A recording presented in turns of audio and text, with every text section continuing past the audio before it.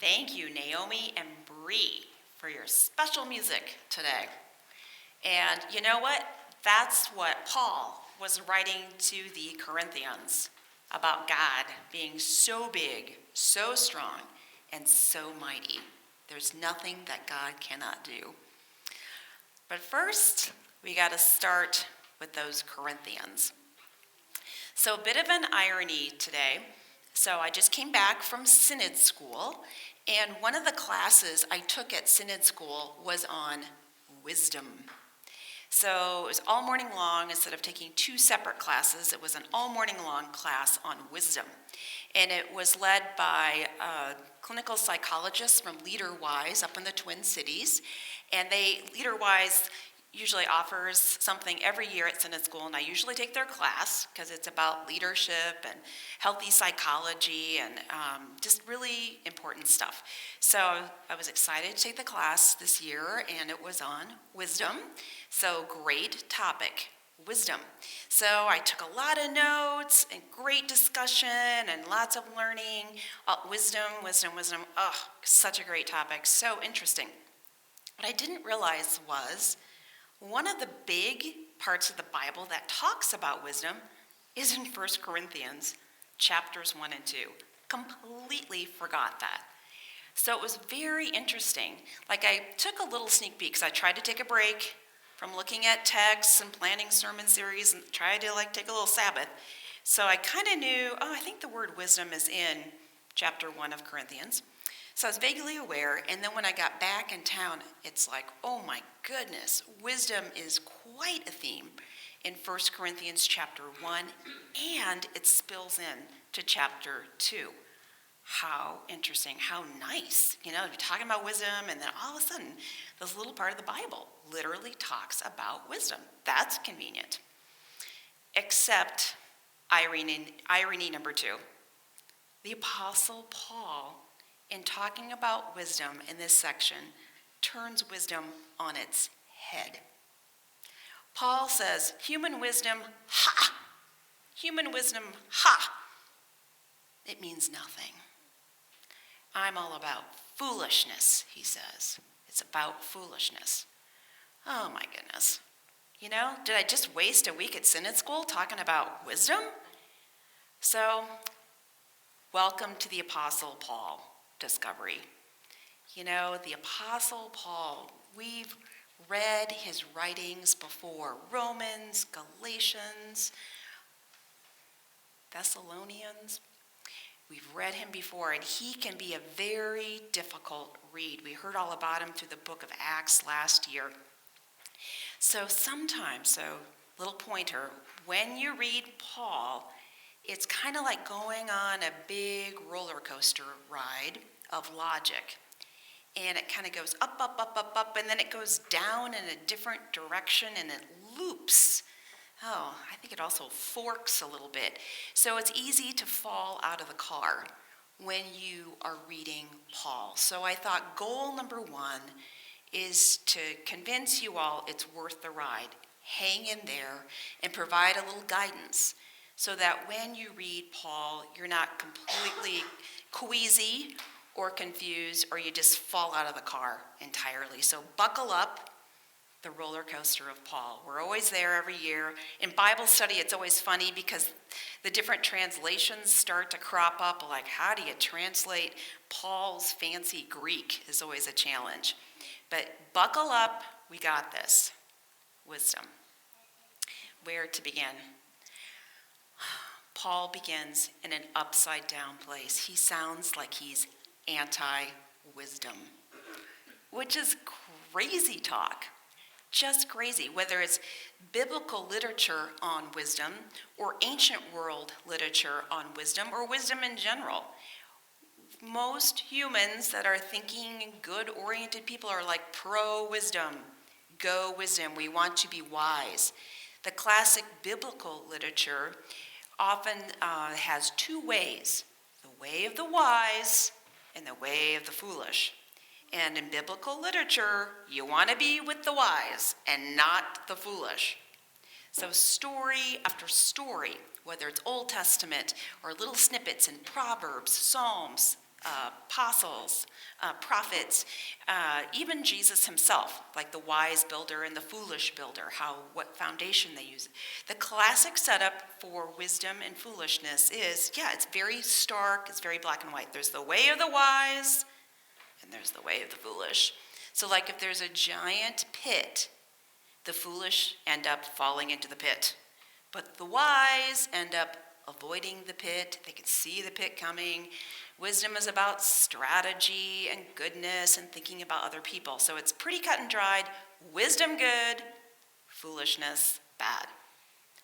But here in 1 Corinthians 1 and 2, Paul says foolishness, he's for foolishness. He is pro-foolishness. And then he takes it a step further. He's not only pro-foolishness, and we'll talk more about this next week too. He's pro-foolishness and he's pro-cross. He says that this cross is foolishness. Now, doesn't that kind of seem like a little bit nails on the chalkboard, a little bit heretical to call the cross foolish? That is like a huge insult. So there goes Paul. Confusing. Is he really saying that? Why is he saying that? What's up there? But just imagine yourself, Paul is in the wind-up for his roller coaster ride of long logic that takes a while to unfurl, and sometimes not always super logical. We kind of get lost in his logical and it loops around a little bit.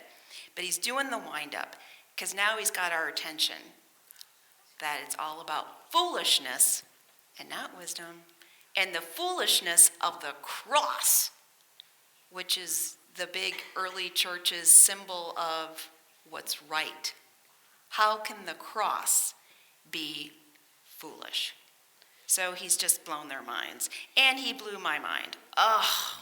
Again, I was just laughing. I spent the whole week writing notes, thinking about wisdom, human wisdom, and wisdom, so needed. Everybody in the class, we need more wisdom.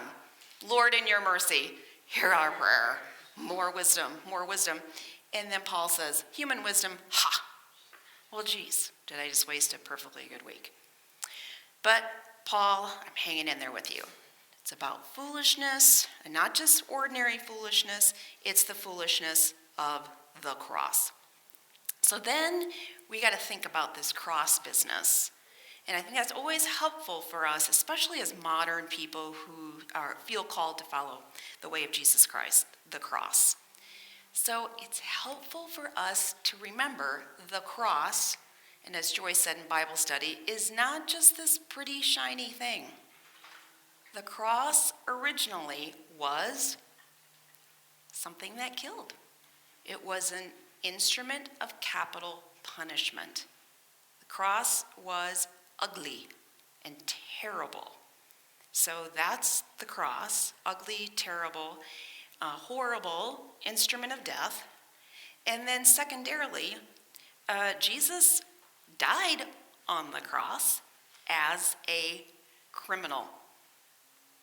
Not super cool either.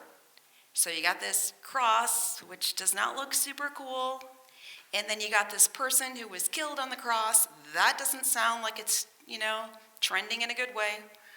So, and then you have people who follow this person who was killed by the state, abandoned by his close followers for a while, and the religious establishments called him a heretic. So it does look pretty foolish.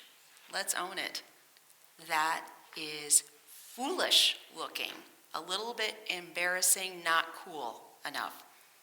So you can see why maybe some people in Corinth a few years later maybe don't want to totally be associated with such terrible, awkward, failure sounding stuff.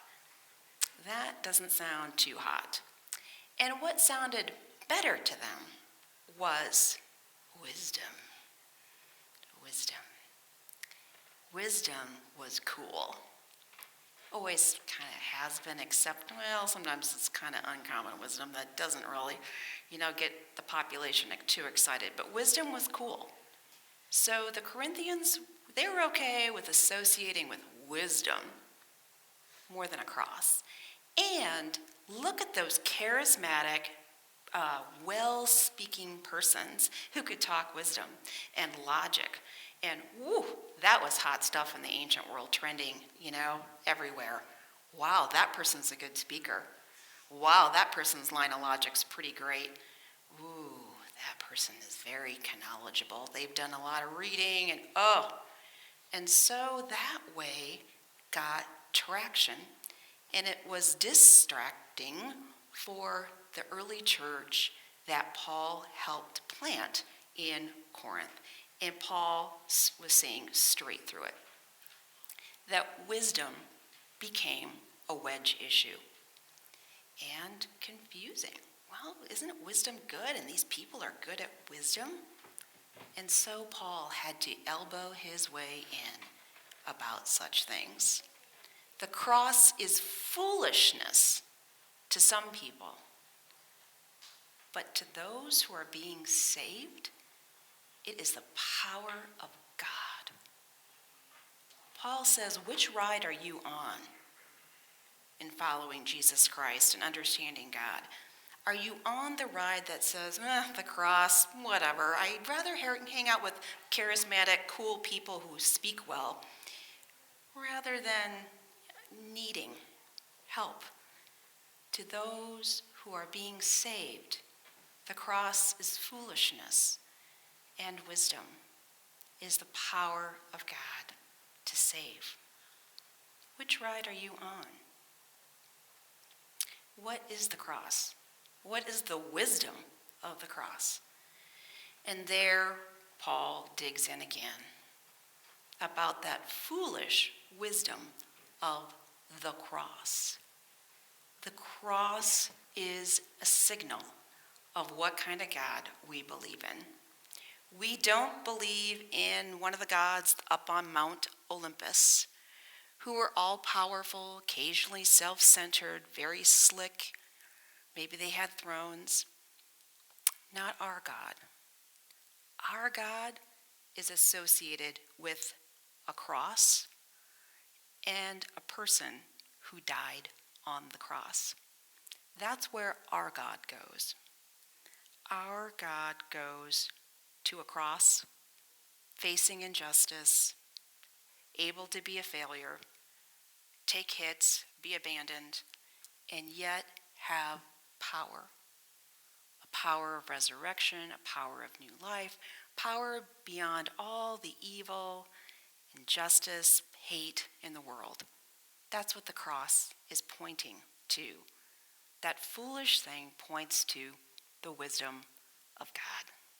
It's a particular, different kind of wisdom, different from human wisdom. Paul was outing smarty pants people who were full of themselves. They made the following of Jesus about themselves. Paul was skewering vanity, is what he's doing. And follow that thread all across 1 Corinthians, and you know what? It even spills into the second letter called 2 Corinthians, which could be the third letter. Paul is skewering arrogance. He has no time for it. So it's so funny the way he does this. But that takes me back to that wisdom class I took last week. And here's where Paul's logic coincides with the wisdom that we talked about last week. One marker of human wisdom, of wise people, and they've done studies and they've tried to figure out what has traction. One of the markers of wisdom in a human being is humility. The opposite of arrogance, the opposite of know-it-alls is humility. Humility is where wise human beings start. It's a characteristic, it's a foothold, a foundation. Humility, humility, humility. Wise humans are humble because they know they don't know it all. That's the characteristic of a wise person. They don't know it all. This is kind of a relief, maybe for us in ordinary life, if you're not fond of know-it-alls. You know, sometimes in just common life, you get a know-it-all, and they kind of disrupt problem solving and relationships, and you kind of feel like, well, they know stuff. Aren't we supposed to be doing the know-it-all thing? No. The truly wise problem solver, the truly wise person in relationships is one who knows they don't know it all. And this is the source of true wisdom and strength. And to me, it goes right back to Paul. Which route of wisdom are you on? Because to those of us who are being saved, the cross is the power. To those of us being saved, the cross is our power. Not knowledge, not human wisdom, so to speak, but this wisdom of God, which we have access and power to through the cross, through Christ, through foolishness. We get this access to godly wisdom. That is our access point. And I think that points to humility, that we need help. We need help. We need saving. The text says, to those who are being saved. This is power. So if you're already saved, you don't need power. If you've already got all the answers, why do you need help from God? But to those of us who are being saved, those of us who are humble enough to know we need help and we ask for help, those people are saved by the power of God. Wow. That is where true power comes from, this channel of humility. And I thought, in Christian culture, there's this term like, I'm saved. Have you been saved? What is salvation? And this week, as I studied this text, salvation to me is being saved from my own stupidity. Saved from my own stupid. Saved from my own ignorance. Saved from my own tunnel vision. Saved from the giant woodblock in my eye that makes me think I know stuff. The foolishness of the cross. Help me. Help me. Save me from my own crazy idea that I am not limited and I don't need help. The wisdom of the cross saves me, gives me the power to be secure in who I am, all my limits, all my failures. I am saved. I don't have to pretend like I can do it or, I have to show off or anything. The cross saves me from that garbage. And the cross tells me that I am loved, and God chooses what is foolish in the world in order to show God's power over everything.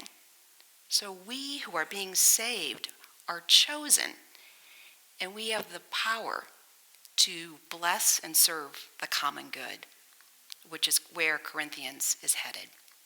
To God be the glory. Amen.